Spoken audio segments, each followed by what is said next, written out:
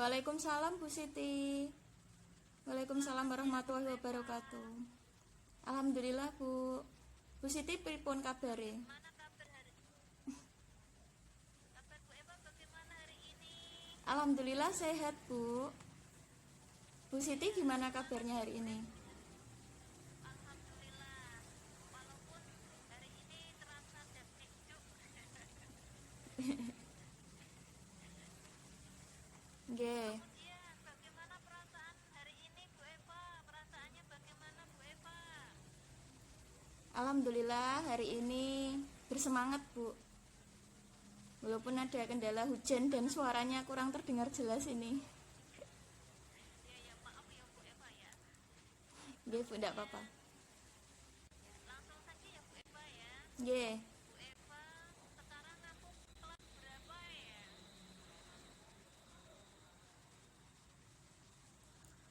Sekarang saya mengampu kelas 5 Bu. Tingkatan apa Bu Eva? SD, SMP, apa SMA? Saya sekarang mengajar di kelas 5 SD Bu. Ya, terima kasih ya Bu Eva. Bu Eva, tujuannya hari ini kita bertemu dalam coaching ya. Tujuannya hari ini pertemuannya itu apa Bu Eva? Tujuan dari pertemuan hari ini Bu Eva. Nah, tujuan dari pertemuan kita hari ini yaitu saya ingin mengutarakan unek-unek saya pada Bu Siti terkait pembelajaran yang saya lakukan dengan murid-murid saya di kelas. Ini boleh cerita sedikit ya Bu? Boleh Bu Eva. Saya itu guru kelas 5 dan di kelas 5 itu ada 12 murid saya.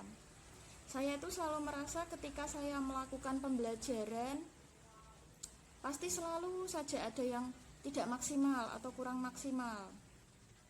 Dan saya berusaha mencari tahu, ini sebenarnya kekurangannya di mana. Instrumen pembelajaran sudah saya siapkan. Pembelajaran sudah saya laksanakan. Anak-anak juga mengikuti dengan antusias.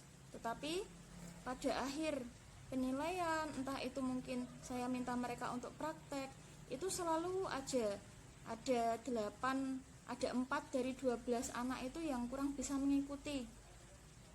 Entah itu mereka merasa kesulitan karena tidak memahami tugas, atau entah mereka kesulitan mengoperasikan alat, entah itu dari mereka sendiri mungkin merasa tidak mampu walaupun sudah belajar berkali-kali. Seperti itu Bu. Jadi saya merasa aduh ini mungkin yang gagal ini pembelajaran yang saya lakukan ini. Saya merasa tidak maksimal. Duh, salahku di mana ya gitu Bu. Ya. Kemudian menurut Bu Eva, apakah ukuran keberhasilan itu diukur dari apa menurut Bu Eva? Kalau yang sejauh ini saya tahu, karena kita kan masih di kurikulum 13, kita masih berpatokan pada nilai ya Bu. Jadi mau tidak mau kita tetap kejar nilai, harus KKM, seperti itu. Tapi kalau saya pribadi setelah mengikuti pendidikan guru penggerak ini, oh ternyata nilai anak itu tidak melulu harus menuntut dari hasil sumatif atau hasil tes-tes secara tertulis gitu loh Bu. Ternyata nilai itu bisa didapat dari entah itu kita memberikan penugasan atau misalnya kita memberi tugas tambahan atau tugas khusus untuk anak-anak tersebut yang memang dia mengalami kendala dalam hal pembelajaran. Jadi saya berusaha seperti ini Bu. Jadi misal ada 4 dari 12 anak tadi yang tidak memenuhi indikator keberhasilan dari tujuan pembelajaran yang saya laksanakan, saya berusaha memberi penugasan. Jadi ketika teman-temannya yang 8 dari 12 tadi saya rasa sudah memahami, sudah dapat menerapkan, sudah dapat mengidentifikasi dan menjelaskan materi pembelajaran yang saya sampaikan dan berhasil mencapai KKM di ulangan tertulisnya. Yang 4 ini tadi yang PR untuk saya berusaha memberi penugasan berupa mungkin kalau misalnya tugasnya berkaitan dengan materi SPDP, saya minta mereka untuk merekam video pribadi, mereka menyanyi jadi merekam gitu Bu pakai HP. nanti hasil rekamannya dikirim ke saya, seperti itu. Atau mungkin untuk tugas yang lain, misalnya IPA, untuk materi siklus air misalnya, ketika mereka ada yang memang kesulitan benar-benar cara menyampaikannya gimana ya, karena lewat tulisan tidak bisa, saya mungkin bisa memberi tugas tambahan dengan menggambar, atau mempersilahkan mereka, misal mereka mau membuat foto-foto singkat, urutan foto-foto singkat terus dikasih musik ya enggak apa-apa. Atau ketika mereka mau menggambar siklus airnya itu terus kemudian diwarnai, ditulisi prosesnya apa gitu ya, saya persilahkan. Jadi tidak harus melalui tes secara tertulis gitu. Karena menurut saya tes tertulis itu juga sebenarnya kurang efektif ya Bu, karena kan kita tidak bisa menyamaratakan kemampuan setiap anak. Anak ada yang kemampuan audionya bagus, ada yang visualnya lebih bagus, ada yang kinestetiknya lebih bagus, dan ketika kita beri tes yang sama rata, sepertinya kok tidak adil gitu. Jadi saya sesuaikan pemberian tugas tambahan tadi sebagai bentuk remedial untuk anak-anak yang memang nilainya kurang, saya rasa kurang. Seperti itu Bu. Iya, terima kasih Bu. Selanjutnya ya Bu Eva. Bu Eva, Ya, kesempatan apa yang Bu Eva miliki untuk sekarang ini? Kesempatannya yang Anda miliki bisa untuk diulang Bu, sekarang ini. kurang terdengar jelas. Ya, kesempatan yang Bu Eva miliki itu apa untuk melaksanakan pembelajaran itu? Kesempatan saya mungkin kalau untuk melaksanakan kan sudah saya laksanakan. Mungkin karena Ya, ketika anak sudah berhasil mencapai nilai yang memang itu sesuai dengan kemampuannya, saya sebagai guru kan ya tidak bisa merubah ya Bu. Kalau sudah nilainya segitu ya segitu. Nah, yang bisa saya lakukan adalah melalui cara-cara remedial seperti tadi. Dan saya sertai pula dengan bimbingan. Mungkin saya beri jam tambahan untuk anak-anak tersebut, bagian mana materi yang belum kamu kuasai, atau mungkin nanti bisa kamu, kalau kamu malu cerita sama Bu Eva di kelas, kamu bisa japri Bu Eva lewat HP, nanti insya Allah Bu Eva balas lewat chat.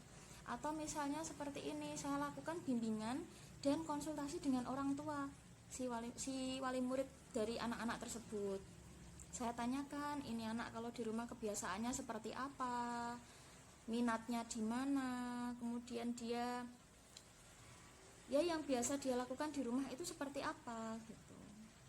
Untuk kemudian nanti saya analisis, oh ternyata si anak ini lebih cocok kalau mengerjakan tugasnya yang model seperti ini, atau yang nanti ketika anaknya tidak suka kinestetik mungkin bisa saya tawarkan untuk modelnya audio, mendengar, atau mungkin dia mau cerita lisan silahkan, seperti itu Bu.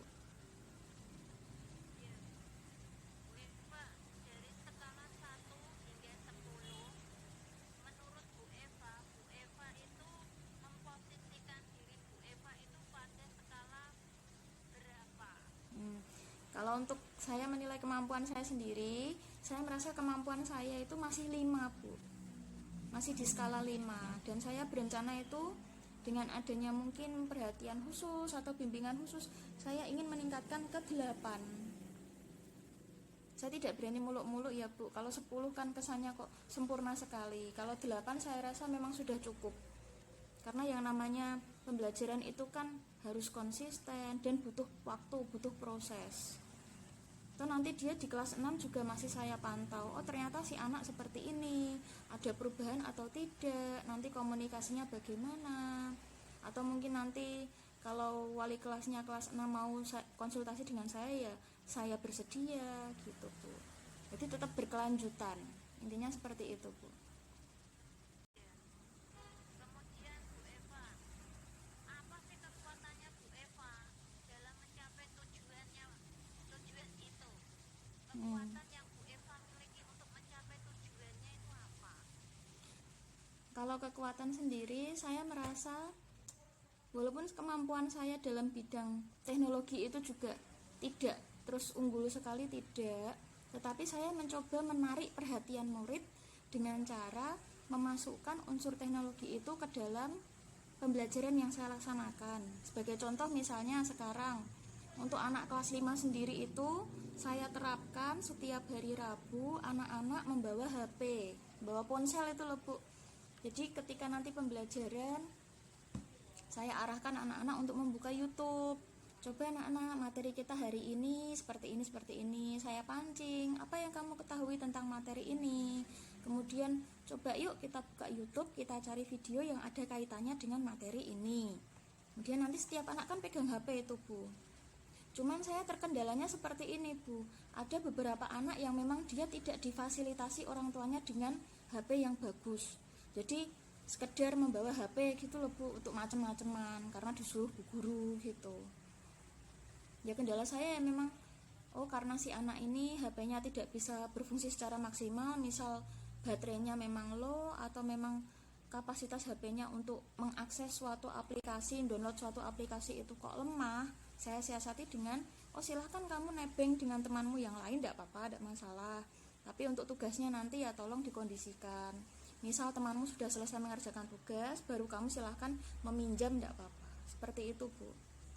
Nah, saya merasa kekuatan saya untuk menyiasati pembelajaran saya itu ya dengan cara itu. Karena bagaimanapun menarik perhatian anak itu kan tidak mudah ya Bu. Harus dipancing dulu, seperti itu. Kemudian Bu Eva, kemungkinan apa ya yang Bu Eva bisa ambil? Kemungkinan atau peluang apa yang Bu Eva bisa ambil dari pembelajaran itu? Karena ini pembelajaran di kelas saya sendiri, jadi saya merasa peluang saya untuk menjalin komunikasi personal, pendekatan personal pada setiap anak yang saya bimbing itu lebih besar Bu. Karena bagaimanapun di SD kita kan bertemu dengan anak itu kan setiap hari. Beda kalau dengan guru SMP dan guru SMA, mereka bertemunya ketika ada mapel-mapel tertentu yang mereka ampu, yang mereka ajar. Tapi kalau kita di sini sebagai guru SD, kita punya kesempatan yang lebih banyak untuk bisa menjalin kedekatan dengan murid. Kalau murid SD kan masih seperti anak-anak ya Bu, yang artinya mereka juga butuh perhatian lebih. Kalau Bu saya perlu bimbingan, oh ya silahkan, tidak apa-apa. Karena bahkan seringkali ketika jam istirahat pun saya ada di kelas itu. Entah nanti saya makan atau saya sekedar buka-buka HP gitu. Nanti kadang ada anak yang curhat, cerita, Bu saya gini kok Bu, ada masalah gini. Nanti mungkin anak ada saling ngomong kayak gini, Bu aku tadi dimarahi sama si ini. Terus si yang temannya yang memarahi saya panggil, saya lakukan restitusi, kenapa kamu kok sampai seperti ini, apakah ada masalah di rumah mungkin. Kalau ada masalah di rumah coba ceritakan ke Bu Eva, barangkali Bu Eva bisa membantu mencari solusinya gitu. Saya tawarkan kepada anak seperti itu Bu. Dan nanti dari anak-anak itu keluar semua unek-uneknya gitu Bu.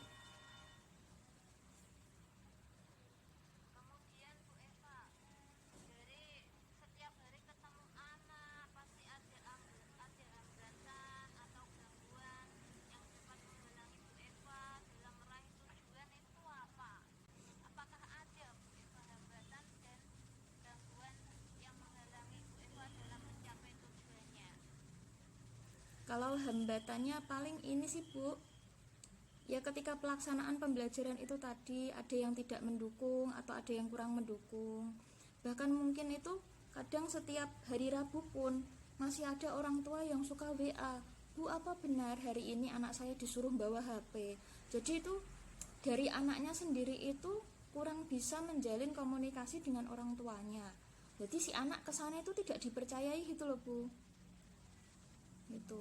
Dan ketika saya mencoba mencari tahu, ternyata si anak ini pernah melakukan kesalahan terkait dengan penggunaan HP tersebut. Entah sudah dipercaya menggunakan HP, ternyata dia buat main game online. Jadi mungkin dikiranya ketika saya minta anak membawa HP, mungkin nanti takutnya anaknya main game atau gimana, atau buka situs-situs yang mungkin rodok-rodok rak genah, seperti itu Bu. Kendalanya seperti itu. Jadi saya butuh sekali peran serta orang tua di sini untuk mendukung anak-anaknya dalam hal penyediaan ponsel. Tapi kalau untuk hambatan yang dari pihak sekolah sendiri tidak ada sih Bu, karena sekolah mendukung, sekolah menyediakan fasilitas wifi. Itu sebabnya saya dengan percaya diri meminta anak, ayo nak kamu yang punya HP silahkan setiap hari Rabu bisa dibawa, dan jangan lupa izin dengan orang tua. Karena kalau di sekolah saya sendiri di SD belum boleh ya Bu membawa HP. Nanti kalau anak SMP SMA mungkin diperbolehkan, tapi kalau untuk anak SD sendiri itu belum boleh itu membawa HP. Makanya setiap kali saya minta anak untuk membawa HP, saya benar-benar izin dengan orang tuanya. Seperti itu Bu. Kemudian itu kan tadi gangguan dan hambatannya ya Bu Eva. Sekarang solusi Bu Eva sendiri untuk menghadapi itu tadi apa? Ya solusinya itu tadi, saya jalin pendekatan personal dengan murid-murid saya. Saya beri pengertian, oh ini loh Bu Eva minta kamu membawa HP itu tujuannya seperti ini, supaya pembelajaranmu itu didukung dengan teknologi juga, tidak monoton. Karena kalau kita menggunakan buku atau menulis atau mungkin sekedar mendengarkan cerita, itu anak memang bosen Bu. Beda kalau mereka dengan menggunakan HP, mereka bingung bisa cari solusi di internet, mereka bingung materi bisa cari solusi di YouTube. Jadi sumbernya itu sangat beragam. Dan saya sendiri sebagai guru merasa terbantu ketika ada penggunaan HP dalam pembelajaran itu. Jadi solusinya yang kedua ya tadi, saya menjalin komunikasi dengan orang tuanya tadi, agar orang tuanya mendukung, ya minimal memperbolehkan membawa HP, dan mungkin dipastikan bahwa HP-nya itu memang dalam kondisi yang baik, tidak asal bawa HP gitu loh Bu. Benar-benar perhatian dari orang tua juga untuk pengawasan di rumah kan. Karena kita sebagai guru kan hanya bisa mengawasi anak itu dari jam 7 sampai jam setengah 1. Setelah itu anak pulang, kita tidak tahu anak itu di rumah ngapa-ngapain kan, gitu Bu. Kemudian Bu Eva, apa rencana Bu Eva dalam mencapai tujuan itu? Rencananya Bu Eva itu seperti apa? Untuk rencana saya tadi masih sama. Saya berusaha melakukan pembelajaran yang konsisten dengan inovasi, salah satunya tadi anak-anak saya perbolehkan membawa HP setiap hari Rabu.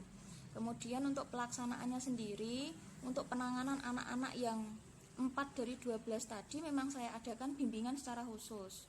Saya jalin komunikasi melalui WhatsApp pribadi ke orang tuanya, agar orang tuanya di rumah juga lebih memperhatikan. Jadi kebiasaan anaknya itu apa, atau mungkin ada yang mendukung untuk dileskan, seperti itu Bu. Karena kebanyakan murid-murid saya itu seperti ini, dia mau les tapi terkendala orang tuanya tidak punya biaya. Saya harapkan dengan adanya bimbingan khusus dari saya itu juga sedikit mengurangi beban mereka. Tetapi ketika hanya mengandalkan saya saja, kok rasanya kok kurang ya Bu ya. Atau mungkin di rumahnya dia punya teman yang sama-sama les di tempat itu, atau mungkin biayanya murah atau seperti apa, dia bisa diikut sertakan oleh orang tuanya gitu Bu. Rencana saya seperti itu.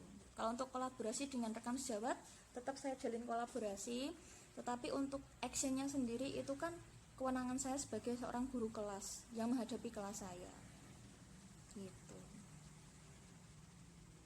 Kemudian Bu Eva, apakah ada prioritas utama yang Bu Eva dahulukan? Kenapa Bu? Suaranya kurang jelas Bu.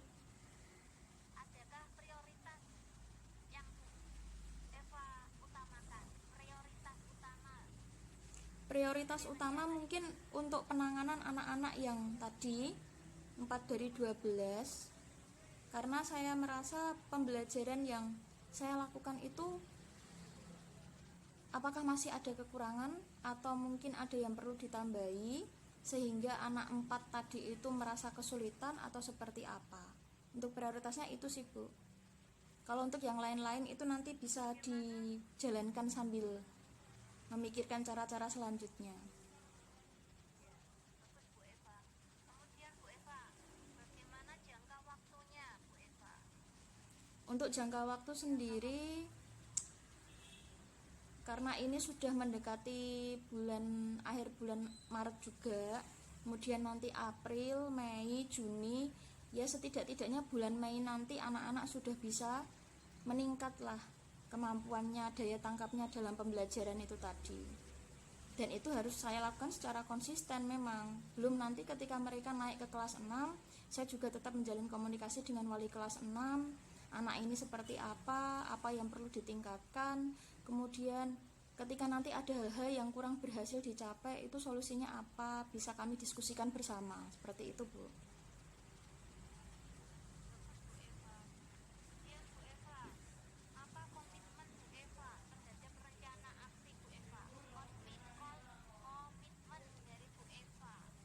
komitmen saya tetap melaksanakan rencana tadi secara berkelanjutan, tidak berhenti mungkin di bulan April atau di bulan Mei, tetap saya lanjutkan seterusnya, karena mungkin saja nanti di tahun ajaran baru bisa saja saya menemui masalah serupa, bertemu dengan anak-anak yang mengalami kesulitan seperti itu. Jadi berkelanjutan Bu, komitmen saya. Lanjutan ya Bu Eva. Ya. Kemudian Bu Eva, apakah ada yang membantu Bu Eva dalam menjaga komitmen itu? Kalau untuk membantu sih tetap dukungan dari keluarga, dukungan dari pihak sekolah sendiri, dan dukungan dari wali murid dan masyarakat sekitar. Jadi kita jaga-jaga kalau oh ternyata anak-anak ini di lingkungan masyarakatnya seperti ini, atau mungkin dia terpengaruh pergaulan yang tidak baik atau gimana, gitu lingkungan sekitarnya bisa ikut mengawasi Bu. Karena yang seperti saya jelaskan tadi, ketika kita pasrah 100% dengan pembelajaran di kelas yang hanya berlangsung sekitar 5,5 jaman, tanpa kita ada kerjasama dengan wali murid dan masyarakat dan pihak sekolah itu sendiri, kita tidak akan bisa mencapai tujuan. Begitu. Ya Bu Eva. Kemudian Bu Eva, bagaimana dengan tindak lanjut dengan sesi coaching ini? Tindak lanjutnya Bu Eva pada sesi coaching ini itu apa? Kalau tindak lanjut dari sesi coaching ini, mungkin nanti di lain waktu saya bisa menceritakan kembali hasil dari apa yang sudah saya rencanakan dan apa yang sudah saya laksanakan kepada Bu Siti, untuk kemudian kita diskusikan bersama. Dan mungkin nanti saya bisa mencari tahu informasi lewat rekan-rekan saya, entah dari satu sekolah, entah dari sekolah lain yang mungkin punya pengalaman serupa yang bisa saya jadikan contoh Bu. Yang terakhir ya Bu Eva, apa yang Eva rasakan pada saat di coaching? Di coaching ini saya merasa senang sekali karena Bu Siti membimbing saya dengan baik. Saya tidak merasa digurui, saya juga tidak merasa dihakimi. Bu Siti sebagai pendengar yang baik juga. Jadi saya bisa leluasa menyampaikan apa yang menjadi permasalahan dalam pembelajaran yang saya terapkan di kelas saya. Seperti itu Bu. Jadi enak ya bisa ngobrol ya sama Bu Siti ya. Iya Bu, saya juga nanti bisa seperti Bu Eva. Apa itu? Bisa terbuka ya Bu Eva ya. Ya. Perasaannya Bu Eva jadi senang ya bisa mengeluarkan seluruh unek-uneknya. Kenapa Bu? Bu Eva senang. Ya, itu Bu Eva. Demikianlah coaching pada siang hari ini. Semoga Bu Eva bisa mewujudkan apa yang dicita-citakan Bu Eva dan bisa pembelajarannya bisa menyenangkan dan memberikan apa itu tujuan yang apa anak-anak pokoknya bisa memahami apa yang Bu Eva nanti sampaikan. Ya Bu, Itu ya amin. Bu Eva ya. Amin, terima kasih Bu. Wassalamualaikum warahmatullahi wabarakatuh. Waalaikumsalam warahmatullahi wabarakatuh.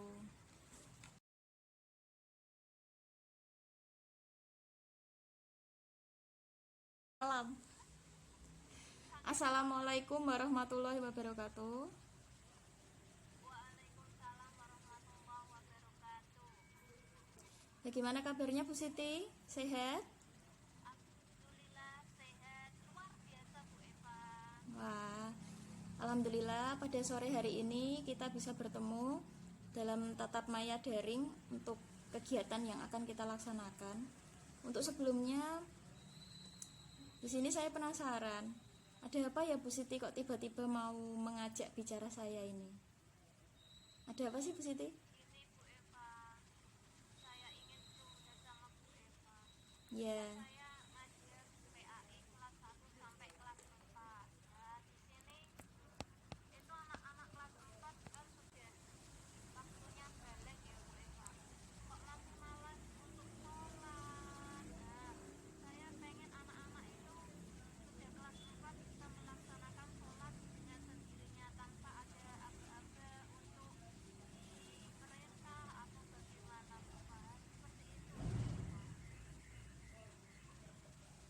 Gitu ya Bu Siti ya. Untuk anak-anak kelas 4 sendiri permasalahannya cukup di situ atau ada masalah yang lain Bu? Aku pengen tekankan ke sholat itu dulu Bu Eva, karena sholat kan setiap harinya kita sebagai orang Islam kan harus melaksanakan. Nah, bagaimana dengan anak-anak tuh? Misalnya ada yang melaksanakan tapi maghrib aja, enggak, maksudnya enggak full 5 waktu. Wah, gimana caranya itu Bu Eva? Berarti menurut Bu Siti itu permasalahan yang paling penting, yang paling urgent saat ini ya Bu ya. Baik, untuk sesi kali ini kita coba diskusikan permasalahannya Bu Siti. Mulai dari awal saya tuh penasaran. Bu Siti mengajar di SD 2 kali putu ya? Itu sudah berapa lama Bu? Sudah berapa lama Ibu Bu Siti mengajar di SD 2 kali putu? 16 tahun Bu Eva. Wah, 16 tahun. Berarti sudah hatam ya Bu, sudah hafal ya. Karakter murid yang beraneka ragam ya Bu. Insya Allah Bu Eva. Wah, hebat sekali ini pengabdiannya. Alhamdulillah, kemarin saya dengar Bu Siti juga diterima lulus tes P3K tahap 3 ya. Alhamdulillah. Wah, senangnya. Alhamdulillahirrahmanirrahim. Baik, saya merasa karena Bu Siti itu sudah cukup lama di SD tersebut, mungkin Bu Siti bisa mulai menceritakan pada awalnya kenapa bisa tertarik sekali untuk membahas permasalahan anak-anak yang tadi itu. Pada mulanya itu kenapa? Apa ya Bu?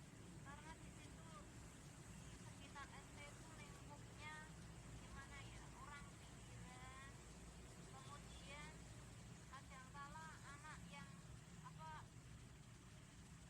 ingin ngaji pun terkendala. Misalnya hafalan-hafalan surat pendek pun waktu ini saat ini di kelas 6 yang saya pantau itu ada yang belum hafal. Nah, ini bagaimana sih kok aku bisa mengatasi hal itu, hafalan surat, apalagi sholat. Nah, karena sholat ini kan caranya dasarnya orang Islam gitu loh Bu Eva. Untuk dari latar belakang murid-muridnya sendiri gimana Bu Siti? Untuk latar belakang orang tuanya sendiri itu masih umum Bu, enggak maksudnya maksudnya orang tua itu kadang nggak mau apa ya, mengingatkan anaknya, karena orang tua sendiri kadang kala ya mungkin nggak melaksanakan ya, sehingga anaknya ya juga jadi terbiasa untuk tidak melakukan. Nah itu loh Bu Eva, seperti itu latar belakang dari orang tuanya itu seperti itu. Gitu. Jadi untuk latar belakangnya dari anak-anak itu sendiri, dari murid-muridnya Bu Siti itu sendiri memang kurang mendukung untuk pengembangan di bidang keagamaan gitu ya Bu ya. Iya, Berarti itu menjadi sebuah hambatan ya Bu. iya, bisa dikatakan itu salah satu hambatan dari apa anak sendiri ya Bu. Nah, kalau di lingkungan keluarga, mungkin kalau di sekolah saya sudah mengingatkan mungkin dengan nasihat, kalau nasihat nggak mempan yaitu Bu, mungkin pada pelajaran PAI saya gerakkan itu untuk apa ya, pada pas pelajaran PAI saya gerakkan untuk sholat duha. Nah, dengan sholat duha itu anak kan mungkin tergerak hatinya, mulai hal-hal terkecil dulu. Nah, seperti itu Bu Eva, mungkin yang bacaannya sama gerakannya belum hafal, jadi kalau bareng-bareng sama temannya kan jadi bisa mungkin kesadarannya, oh saya harus sholat memang ya gitu Bu Eva. Berarti untuk cara-cara Bu Siti sendiri untuk mengatasi kendala-kendala yang muncul berkaitan dengan pengembangan diri anak terkait keagamaan tadi apa Bu? Yang akan Bu Siti lakukan? Yang saya lakukan ya mulai itu tadi, kalau pas ada pembelajaran PAI kelas 4 itu saya suruh bawa buku, sarung,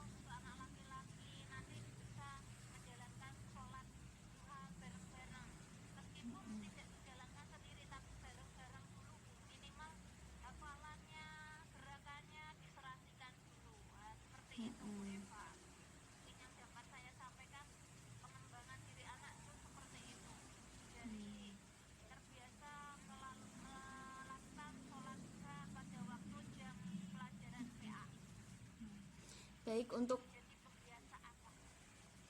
untuk menunjang atau untuk mendukung cara-cara yang Bu Siti akan lakukan ini, tentunya Bu Siti membutuhkan dukungan. Dukungan dari mana saja Bu itu? Ya Bu, saya butuh dukungan dari siswa sendiri terutama Bu, kemudian dari Pak Kepala Sekolah, kemudian rekan sejawat untuk dapat memantau itu sih anak-anak itu. Misalnya kalau kemarin pas itu ya kejadian waktu sholat ada anak yang main-main ya, itu dapat dukungan dari kepala sekolah. Pak Kepala Sekolah mengingatkan tuh kalau sholat ya jangan begitu, harus serius, nah, tolong diulangi lagi ya. Itu saya malah dapat dukungan Pak Kepala Sekolah, malah bagus gitu Bu, soalnya bisa menasehati anak juga. Padahal kejadian kalau sholat itu harus serius, sungguh-sungguh, Betul. karena mintanya itu kepada siapa. Dan saya begitu kan, tapi namanya anak ya Bu Eva ya, ya mengalir begitu aja. Berarti Bu Siti merasa nanti membutuhkan dukungan dari beberapa pihak terkait untuk melaksanakan apa yang Bu Siti rencanakan gitu, Ge. Nah, sekarang Bu Siti merasa kekuatan Bu Siti itu apa? Poin utama atau yang paling Bu Siti prioritaskan dari kegiatan ini nanti itu apa? Saya ingin memprioritaskan anak-anak itu bisa apa ya, bukan bisa melaksanakan sholat dengan sungguh-sungguh, baik hafalannya, gerakannya itu sudah, maksudnya tidak ada perintah, ayo kamu sholat gini, ayo kamu gini-gini ya, enggak, maksudnya tidak atas perintah, tapi sholatnya itu atas kesadaran dirinya. Nah, seperti itu Bu Eva, kekuatan dan prioritas saya sebagai guru apel ya Bu Eva. Baik, kalau menurut Bu Siti sendiri itu untuk pengembangan kemampuan sendiri, Bu Siti merasa sekarang itu ada di skala berapa Bu? Dari 1 sampai tingkatkan sampai gitu. Saya ingin dari poin terendah, saya poinnya itu mungkin 5 ya Bu Eva. Saya ingin kembangkan jadi 8. Karena apa Bu Eva? Karena sekarang kan anak SD itu melaksanakannya itu sesuai dengan moodnya, perasaannya, nah, gitu Bu Eva. Nanti saya laksanakan dari hal yang terkecil dulu Bu Eva. Iya. Itu, Ge. Berarti nanti untuk seterusnya Bu Siti bisa merencanakan, kemudian Bu Siti bisa menjalin komunikasi dengan pihak-pihak terkait yang Bu Siti membutuhkan dukungan untuk pelaksanaan hal tersebut. Kemudian rencana selanjutnya apa ini Bu Siti? Setelah nanti pembelajaran yang Bu Siti laksanakan itu terlaksana, kemudian tindak lanjut dari Bu Siti sendiri apa? Selain dari itu ya Bu, yang terkecil dari mulai apa mata pelajarannya saya ikuti dengan sholat duha. Nanti saya ingin tidak lanjuti dengan sholat berjamaah bersama Bu Pak, tanpa ada komando ayo sholat jamaah bareng-bareng, enggak, tapi bisa melaksanakannya dengan kesadaran hatinya. Itu Bu Eva, semoga nanti tidak lanjut saya bisa berhasil. Baik, tadi apa yang sudah Bu Siti sampaikan sudah sangat bagus sekali. Perencanaannya juga sudah bagus. Saya doakan juga semoga terlaksana dengan baik. Yang seperti Bu Siti sampaikan tadi, harapan-harapan Bu Siti. Saya harapkan ya yang sudah seperti Bu Siti sampaikan, anak tidak perlu disuruh mungkin ya. Kemudian apa yang Bu Siti rasakan setelah menceritakan ini ke saya? Saya merasa senang, merasa plong, apa yang saya unek-unekan itu bisa saya ceritakan ke Bu Eva. Jadi senang tanpa pen itu Bu Eva. Plong ya Bu ya? Solusi. Seperti orang curhat ya Bu? Ya, Alhamdulillah saya juga senang sekali ini bisa mendengarkan cerita dari Bu Siti. Cerita yang sangat menginspirasi. Karena saya sebagai sesama guru juga selalu senang kalau dapat cerita pengalaman, entah itu mungkin permasalahan pembelajaran atau mungkin ketidaksesuaian antara tujuan dengan harapan, tujuan dengan apa yang sudah dicapai, seperti itu. Saya doakan semoga berhasil ya Bu Siti ya. Tetap sabar, berusaha, ikhlas ya Bu ya. Sekian untuk sesi coaching hari ini. Akhir kata, wassalamualaikum warahmatullahi wabarakatuh.